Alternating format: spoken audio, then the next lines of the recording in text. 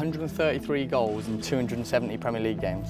It was as if it all just clicked in that last 9 games. And we just kept picking up win after win after win, next game, win, brotherhood kind of thing. That's exactly what it was, and everyone just bounced off each other, had each other's back, and took us all the way. And I think that's why everyone sees it as the club that it is. Yeah. Because I don't think you'd get many other clubs that are like that. It's not bad for a kid from non-league, is it? Still more to come. It's not over yet.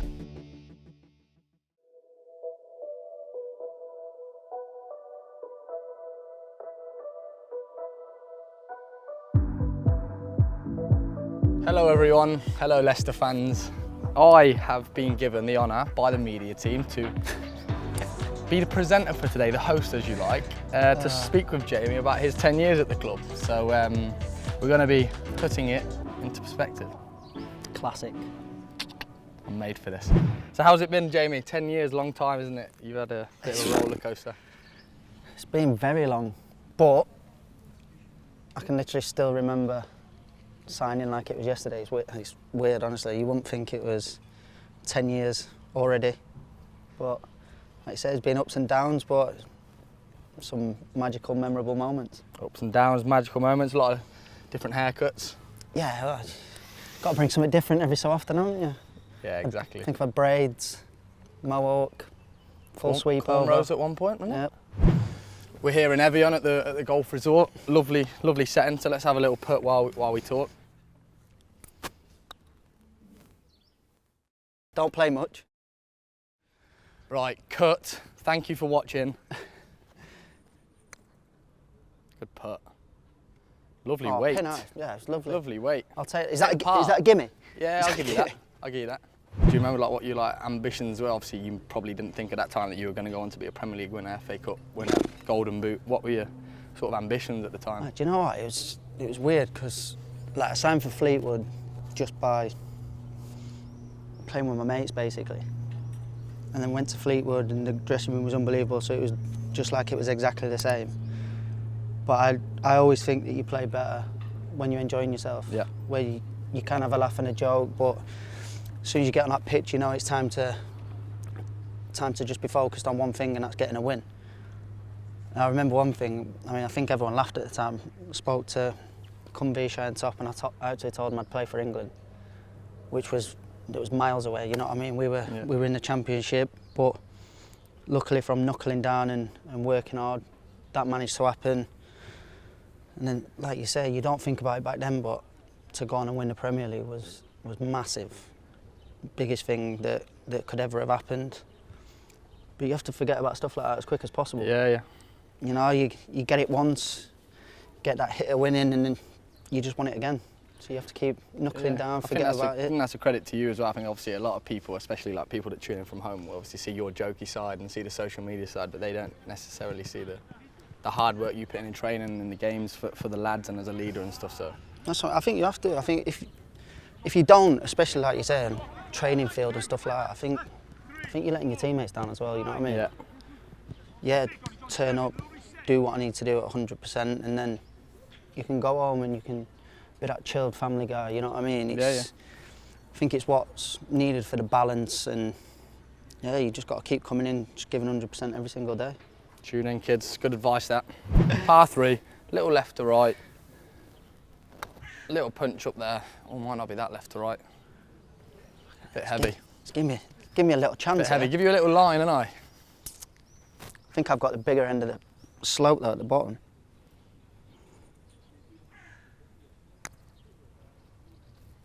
Looks good weight again. The weight's all right. Tell you what, you give yourself a real chance at birdie there.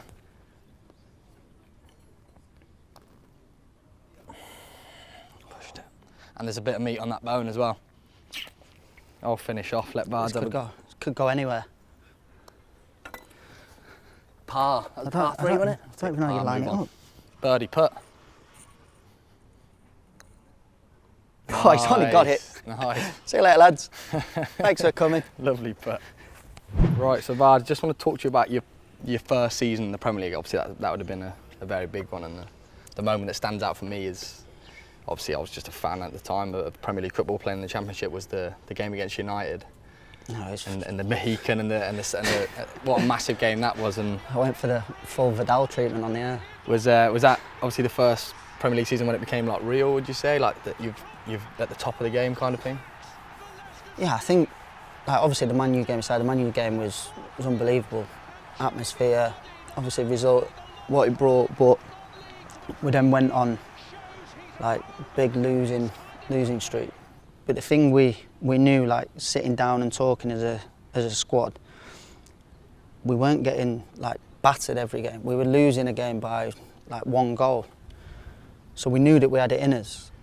And then we just got to the last part of that season where we knew it was like make or break basically. But we still just kept playing the way we wanted to. But it was as if it all just clicked in that last 9 games. And I mean, you've seen with like the celebrations that went out when you managed to avoid relegation from being in the bottom 3 for that long. That was the Great Escape season, wasn't it? Yeah. Yeah. That was with Nigel as the manager, yeah. Oh, I bet the change room at the end of that season must have been so high. Everyone proper ecstatic, like the momentum we had as well, like I say, in them last 9 games, to then be able to keep that running with us into pre-season and then onto the season after.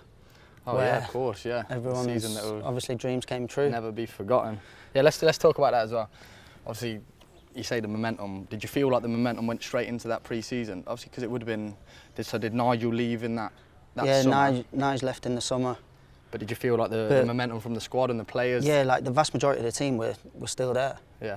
And we knew what we'd achieve by staying up and like some of the teams that we beat. So we knew that on any given day, if we were at our best, we could cause anyone problems. But the main thing was it was literally taking each game as it come. We just kept picking up win after win after win, next game, win, next game. And we just kept that going. And even, I mean, I kind of knew we had a chance when we played Man City away, won, I think it was 3-1. Hoofy, big giant that he is, popping up with 2 goals. So when Riyad did step over and whacked it in his right, wasn't it? Yeah, first time he's ever shot like that with his right. And like I said, as soon as that game was done though, it was literally bang, it was forgotten. Yeah. Straight away again, no, we've got another game next week, that's all we're focusing on. I guess that's the mentality you need as well to go and win a title. I mean, you obviously know better 100%, than me, and like the group of lads that were in that dressing room, I know we always say it like a family figure, brotherhood kind of thing, that's exactly what it was, and everyone just bounced off each other, had each other's back, and it took us all the way. So I think things like that are going to be something that I look back on more when the boots are hung up eventually.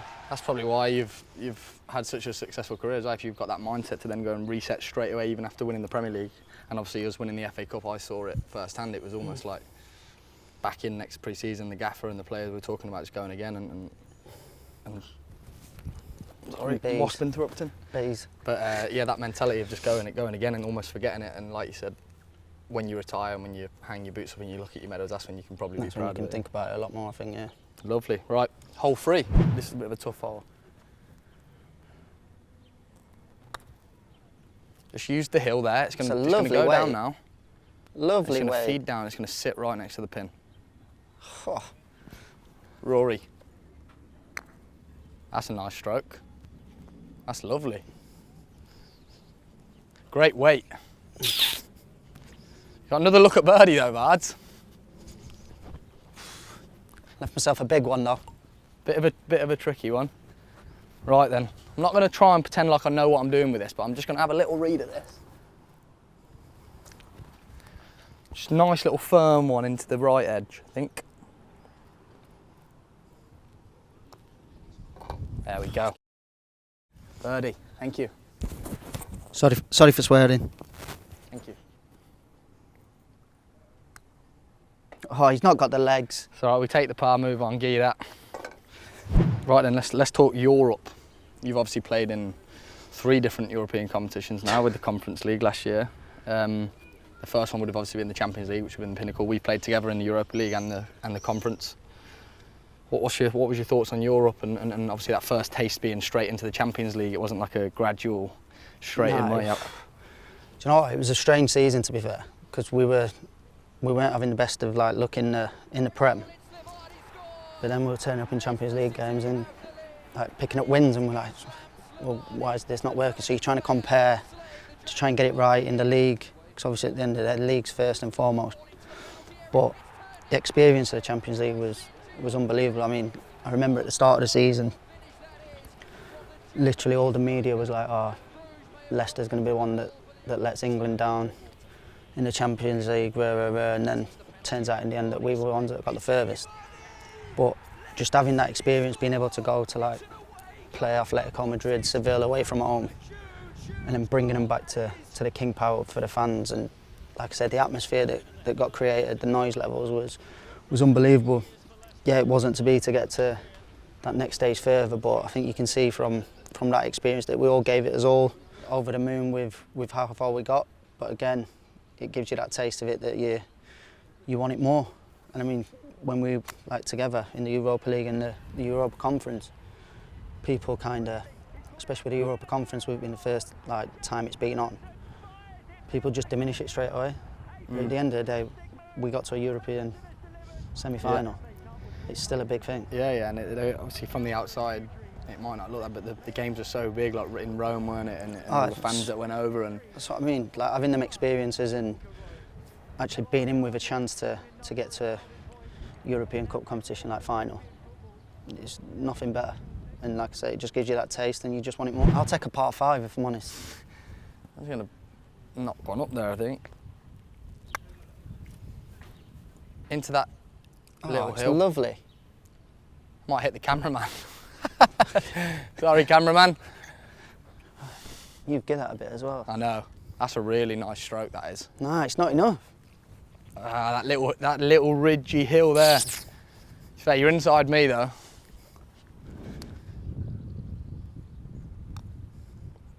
Didn't hit it. It was right to left as well. Should be a par if I'm not missing. Left to right from this side then. Par. Pretty bog standard. Oh, not getting nice off. putt again. Don't really give you that. You don't miss from there. Right then, on to the FA Cup. Been looking forward to asking this question. What a day. Just because we went through it together. What a day.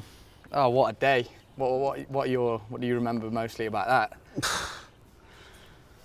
Not a lot. Apart from us having the hoodie on, thinking, where's Vards? And then yeah, well, I remember running over from media. I remember the media team dragged me off straight away again because apparently I'd managed to play in every single round of the FA Cup. And obviously to go on and win it, I remember at full-time whistle, just literally dropped to my knees and then laid on the floor for a bit on my own. Danny Ward come and just pounced on me like to try and get me up, but like the emotions running through, like obviously winning it was absolutely frightening. And then, like you said, you straight away you've got all these high emotions, and the media team are dragging you off to have questions left, right, and centre. I could see the boys are in a huddle. Casper come and got me. Apparently it was a huddle so the gaffer could have a little chat, but just running, jumped as high as I could and just started bouncing everywhere. Into a little party, didn't it? When you little rave on the pitch. Yeah, obviously what a day, man. Such an emotional day after, especially when, obviously the video we watched back while we've been out here as a squad of Top coming down and just celebrating with us, and how much it meant to him and us, and we know Vichai wanted that trophy, didn't he? And 100,000,000%. But again, that just sums the club up, like how close everyone actually is. You know what Top's like. It comes to a training ground, watches us train. Doesn't treat anybody different, whether you're the players, staff, all the way down to like kitmen, the laundry ladies. Everyone's treated exactly the same, and I think that's why everyone sees it as the club that it is. Yeah. Because I don't think you'd get many other clubs that are like that. Yeah, that's what makes it so special as well. That from top to bottom, I think that we're all in it together. So we hurt together and we enjoy the success together. Yeah, 100%. And that's how it should be. So that was obviously your second major honour. Then we went into the Community Shield, obviously because of that. So you'd been in the Community Shield before, obviously. Yeah, lost. But this time, who did you lose against then, that one? Man U that time. Man United. So went into that against City, which was obviously nice to get your hands on another trophy, I guess. Yeah, 100%.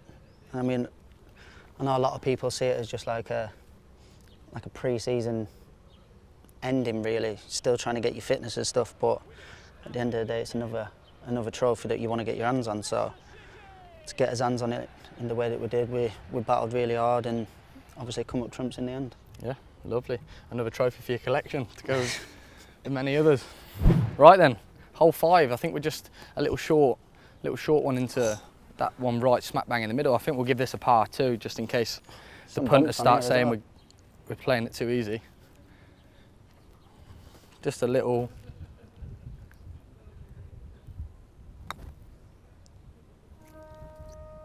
Oh, it's lovely. Might be a bit too far, you know. That's really good. It's going to catch that little hill. That could be in. No. Great weight. So you keep getting the. I've got. Feel like every time I've got something. I've got a bit to do. Middle of the cup. Nice pace.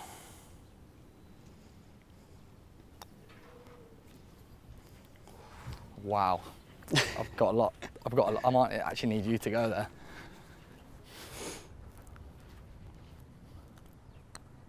That's a lovely putt, right to left. Take it, thank you. Tidy up for bogey. Ah! Right, so Vards, obviously you know I'm a big football man and did my research when I found out I was getting the presenting gig. And you've got 133 goals in 270 Premier League games, which is that what it is? 1 in 2, which is ridiculous. And I think that's why you're known as the GOAT to many people. What's it like hearing that, like 133 Premier League? I think you're the 11th or around that highest Premier League scorer ever. It's not bad for a kid from non-league, is it? Exactly. Does that make you feel like pride and happiness when you hear that? 100%. But I think it's more, especially when you're a striker, you know that you've got that instinct of scoring goals and stuff. But I think it's more working on to make sure you're in the right positions to get on the end of things. You know, I mean, especially when I've been here, I've not been involved probably so much in like the build-up of like goals and stuff. But sometimes you don't need to be. Yeah. As long as you're in the right place at the right time to finish the chances off, then it goes down as a good team goal. And I'm the first person to congratulate my teammates when I've scored a goal. You know what I mean? It's not just me. It's a team game at the end of the day. If it weren't for like my fellow players and stuff, I probably wouldn't have half the goals I've got. Yeah. But to hear them stats, it's unbelievable. Like I said, to know where I've come from and to have that many numbers. But it's still more to come. Yeah. It's not over yet. And I can vouch for that as well. Not even just saying because the camera's on and stuff, but when it comes to being a team player, you obviously see strikers and you might see on Sky the Premier League 100 club and that, and a lot of them are you'd say greedy strikers, but that's what they're good at. I think you might not get enough recognition for the amount of assists you get and like pre-assists and stuff. Because I remember, it might have been a couple of seasons ago, your assists were right up there as well, and it didn't get talked about because you scored so many goals. It might have been the season that you won the Golden Boot, but you're involved in so much and you're such a team player. I think and you talk about the build-up and stuff, but I just know for a fact that you're happy to square it for someone. Yeah, well, I think that's one of the things as well. Like, yeah, I might have an opportunity to score, but if my teammate's there and he's got a better percentage chance of scoring, why should I take it on and risk missing it? At the end of the day, goals win your games. Yeah. So if someone's got a better chance than me, then I'm not hesitating to square it. I also remember we played Brighton at home, and I'd scored I think it was my first brace in the Premier League. And Vard said to me at half time, because I scored 2 in the first half, that if we get a pen, that you can take it, like, and be on for a hat trick. And I don't think there's many strikers out there that would actually say that just because of the hunger for goals. But I think that just shows the team player you are. It's a game of football at the end of the day. We need to win. Yeah. Are you still? What's the hunger? Are you still as hungry now, you think, as that first goal? Are you still as hungry for the 134th? Yeah, 100%. I go on a pitch every week thinking I can score, wanting to score. So I'm still hungry to get more. And like I said, we've got another good season to look forward to now. Just obviously getting the pre-season fitness out of the way in this heat and humidity, which is always good for us. But no, as soon as that first whistle goes in the Prem again, it's straight back to wanting to do what I've been doing over the years and scoring as many as possible. And that is what the Leicester fans wanted to hear, isn't it? Right, next hole. Oh, that is lovely. That's nice. No, that's really good. Look at that. Oh. Just the connection. Same line. The connection of 9 and 10. No questions asked. Oh, lovely. Let's finish on a good note. Lovely. Beautiful. Good golf. Right, thank you everybody for watching. Vard, it's been a pleasure. Thank you. Lovely little round. To another 10 years or? Well, I mean, I don't feel a day over 24, so we'll have to wait and see. Let's hope so, eh? The GOAT, everybody. Thank you for watching. Thank you.